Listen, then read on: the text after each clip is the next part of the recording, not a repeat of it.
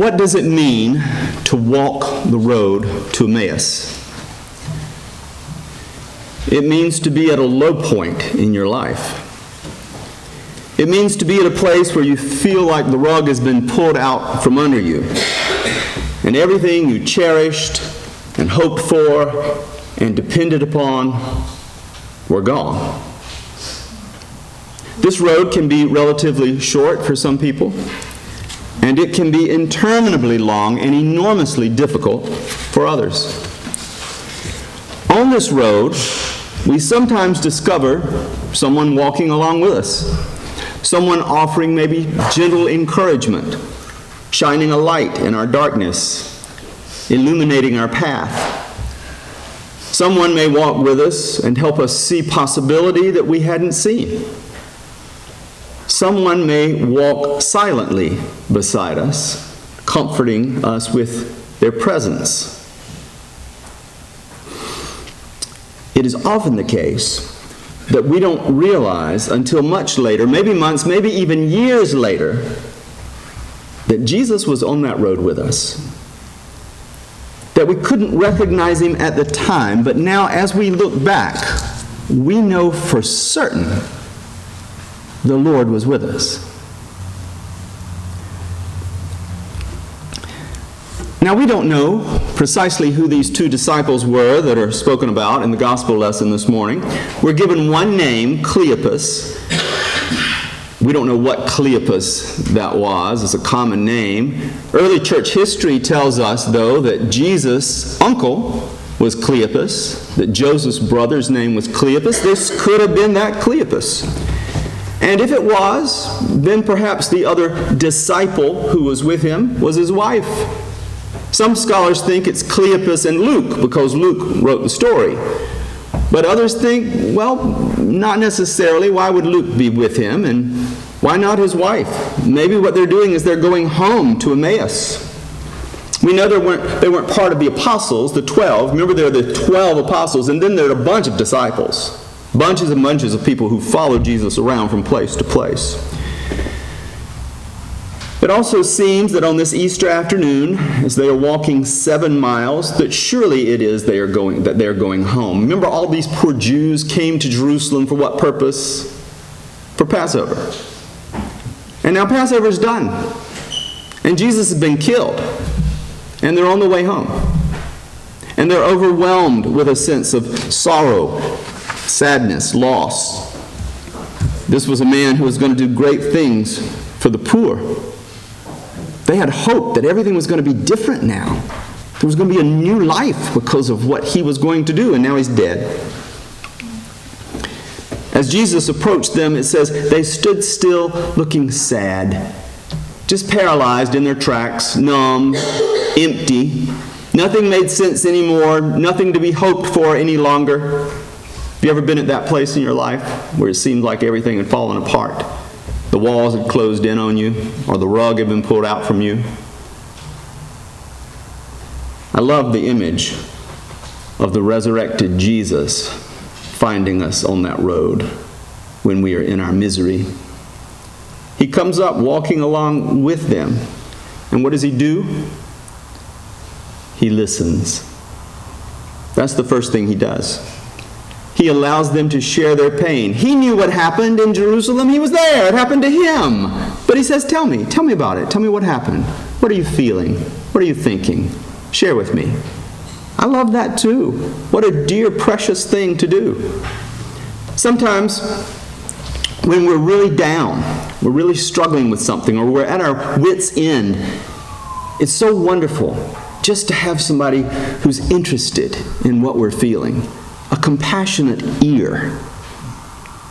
Occasionally I'll have people ask me, if somebody dies in my family, if this friend of mine has this terrible thing happen, what should I do? I don't know. Should I go over there? Should I not go over there? Should I send flowers? I don't know what to do. And I also always say the first thing you can do is just be with them. Just listen. Sit with them. You don't have to say remarkable words. You don't have to have some glorious kind of prayer to offer. Just go and be there for them. Let them experience your love, your compassion by just being present. That's the first thing Jesus does. He's just present with these two people who are suffering and says, share with me your pain. What are you going through? And then the next thing he does is he tries to give them a different way of seeing things. He asks them some hard questions. He pushes them kind of hard when the moment's right to help them see their situation in a fuller light. Jesus seems to be saying to them, don't you think there could be a different way of seeing this thing? Don't you think that God might be at work here in a way that you're not seeing? Sometimes we're so walled up in our own pain or our own expectations, our own way of seeing God and the world, that we need someone to shake us up a little bit and say, hey, is it possible that God could be working in this situation? Is it possible that while this feels miserable and you don't understand it, could it nonetheless be that God is working even through the hurt and frustration of this moment for a good purpose? Not that He made it happen to you, not that He brought down this harsh reality upon you, but that He's walking with you, and that He has a larger purpose if you'll be patient and try to see it. When they are ready to listen, Jesus does that amazing teaching that I know we all wish we had been there for. It says He walks them through all of Scriptures, through their Hebrew Bible, the Old Testament. He walks them through the whole thing and shows them where He is in the Old Testament. Look, you see this prophecy? It was pointing to me. It was pointing, it doesn't say me at that point, does He? Because they don't realize who He is. He says, it's talking about the Messiah. It's talking about a suffering Messiah. You were looking for a military Messiah, but look right here and here and here and here and here in the prophets. The suffering Messiah was what God was looking toward. Can you not see here in Kings and here in Jonah and here in Isaiah that God was preparing for this very thing? He was helping them see what they already knew but had not recognized. You know what I'm saying? Sometimes you can know something, you can be well rehearsed in a certain body of material, a certain way of seeing the world or understanding life, but you don't fully recognize it. You don't fully see the implications. You don't fully see the larger picture, the wider purpose of God. And sometimes you can be so distraught over not getting what you think you need that you can't see what God is trying to give you. So distraught over not getting what you think you need that you can't see what God's trying to give you. By this time, they've arrived at Emmaus. And Scripture says Jesus acted like He was going further on. I love that it says He acted like it. Well, nice to be with you too. Good to see you. I'll see you later. He didn't intend to go on. So what is He doing? He's waiting for them to invite Him in. Love that about God. God doesn't force Himself on us. God doesn't try to manipulate us to make us do what He wants us to do. He waits to be invited in. And so He goes in, and when He's at table, in the breaking of the bread, clearly a Eucharistic image, the breaking of the bread, they realize that they have been in the presence of the Lord. Isn't it so often the case that it's not in the moment? It's not when we're in the throes of some difficulty, in the quagmire of some impossible situation, but it's sometime later, maybe months, maybe years later, that we look back and we say, oh my gosh, that was you, Lord. You were there. How did I not see it? These two disciples look back and they say to each other, were not our hearts burning as He talked to us? In other words, our hearts swelled when He was out there teaching us about the Scriptures. We were so stirred up inside, and now we know why. The very Lord Himself was with us. I've walked this road to Emmaus a number of times in my life, more times than I'd like to say, because of some loss or rejection or disappointment or loneliness. Some of you know that my call to ministry 46 years ago was not exactly celebrated and affirmed. The minister at my home church listened patiently to me as I went to him to tell him this wonderful news about this exciting call that God had laid upon my heart. But I was a painfully shy teenager, nerdy, awkward. So rather than celebrate that joyful news with me, he said, well, now, here's the thing. It's hard to know when God is calling you. You know, it's hard to know about that. So here's what I think you need to do. You keep praying about it. And you go through 4 years of college, and when you're done with college, if you're still feeling this way, then come back and talk to me. I was like, well, great, okay, all right, 4 years, okay, I can do that. So I go away to college, and halfway through college, I go to see the priest in the parish, my college town, the parish I'd been attending while I was a student. And he said about the same thing. He sat across the desk from me and had his hands together like this, and he said, well, discerning the will of God is a difficult thing. Here's what you need to do. Finish college. Get out in the world and work for a few years. And if you're still feeling this sense of call, then come back and talk to me. But you know what? I continued to feel that sense of call. But I didn't go back to him. I went off to Vanderbilt Divinity School to pursue that call that no one else could see. And a college professor I greatly respected guided my choice of schools.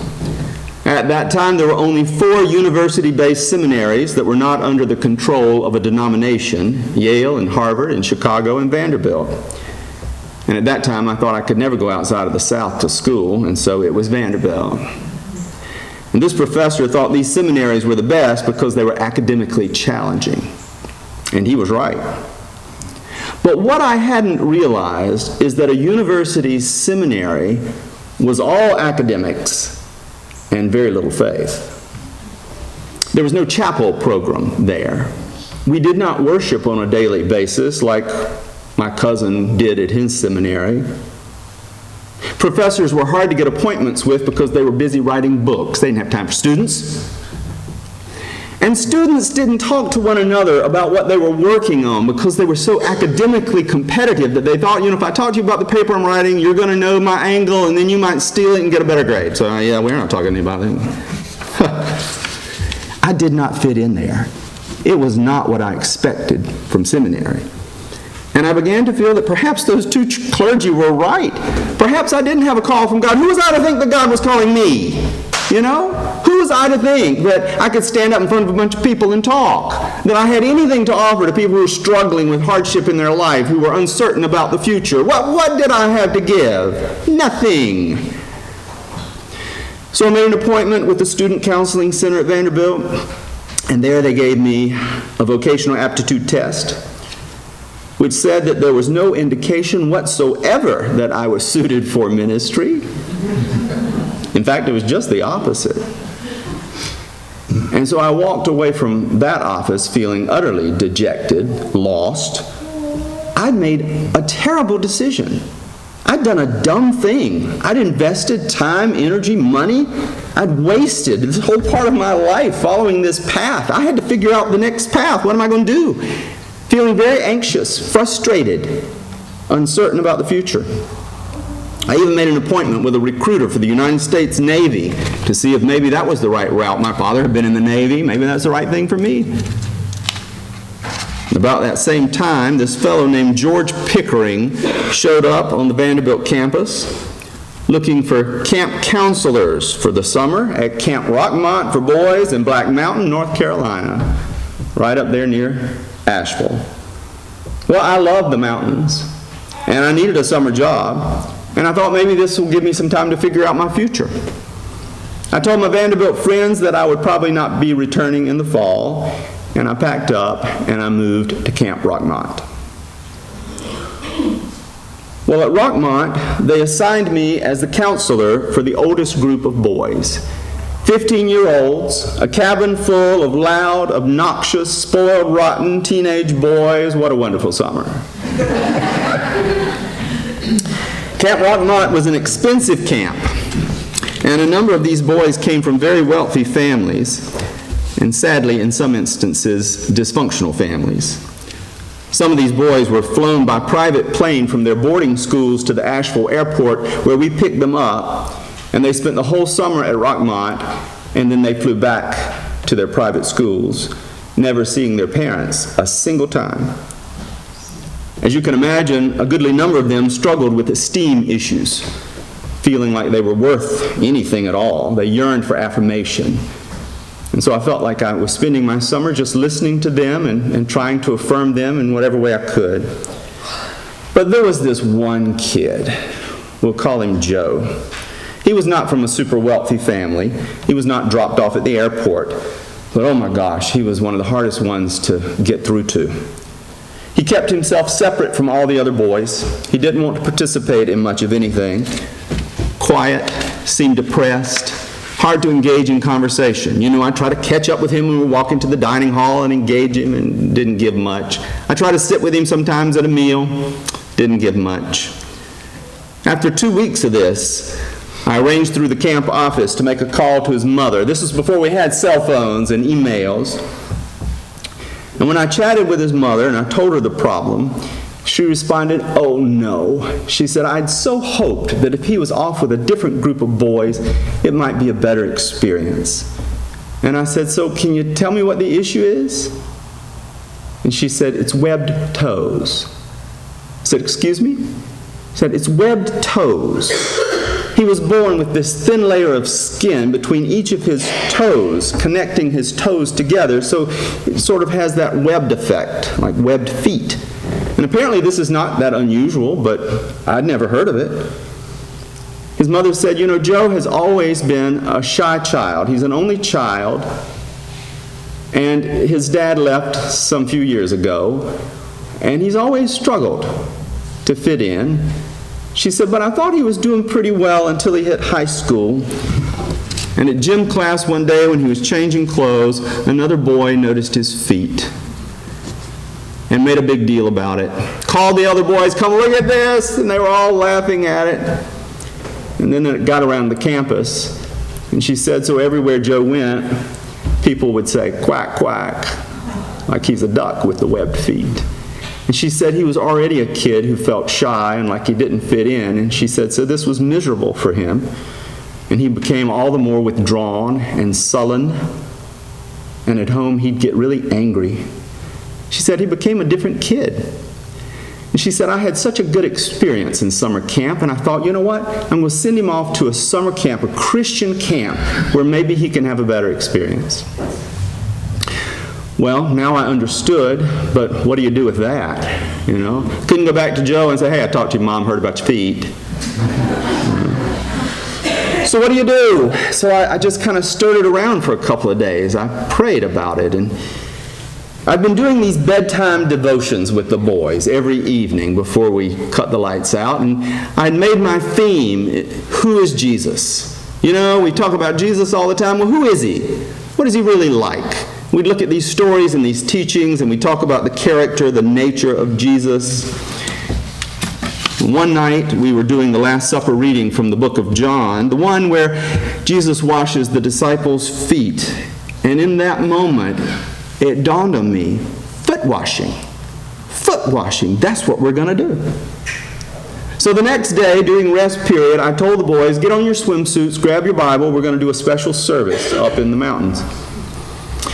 So they did, and we went walking through the forest to a wide mountain stream with rocks on both sides.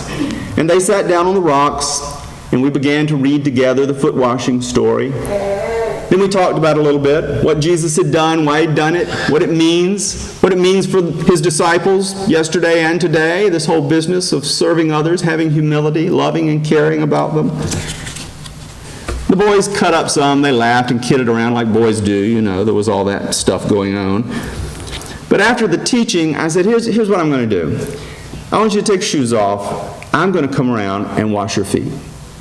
I'm going to wash each of your feet. I want you to just stay where you are, And my reasoning is that I hope this is going to stick with you. So when you go home, you're going to remember this moment, and you're going to remember what it means to love and serve other people.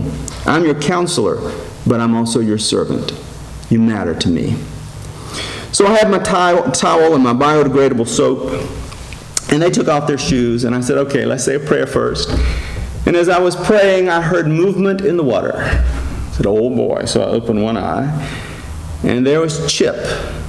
Chip was the coolest kid in the cabin. He was an athlete. Everybody wanted to be around Chip. Everybody was always following Chip.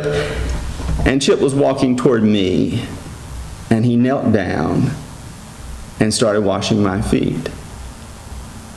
And then immediately he moved to the person next to me, who was Joe. And he started washing Joe's feet. And I held my breath and said a prayer. But there was no laughter, no comment from Chip. He just washed Joe's feet and went on to the next kid. And then because Chip was doing it, they all began to do it. And by the time it was over, at least 3 other boys had washed Joe's feet, and he'd washed their feet. And we sang a camp song, and we went back to the cabin. But Joe was a different boy after this.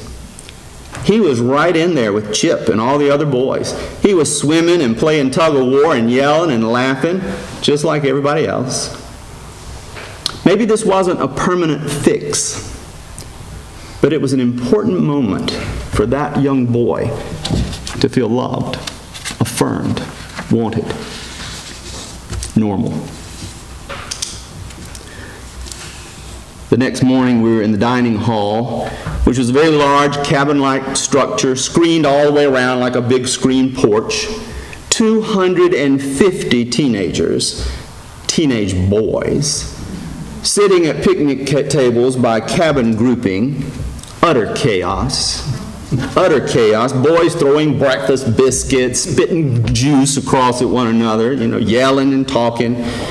And in all this mayhem, eating our powdered eggs and our fatty bacon, Joe leaned over to me and said, hey, Eric, I think I know who Jesus is. And I thought he was being funny. Some takeoff from our evening devotions. And I said, okay, Joe, who's Jesus? And he looked at me in the eye. And he said,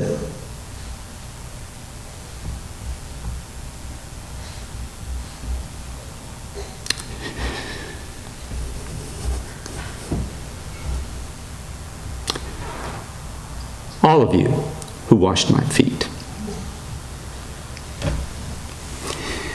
Then he threw a biscuit across the table. And nothing was ever said about it again. But in that moment, my heart swelled within me, and I knew I was in the presence of the Lord. And in the fall, I went back to seminary.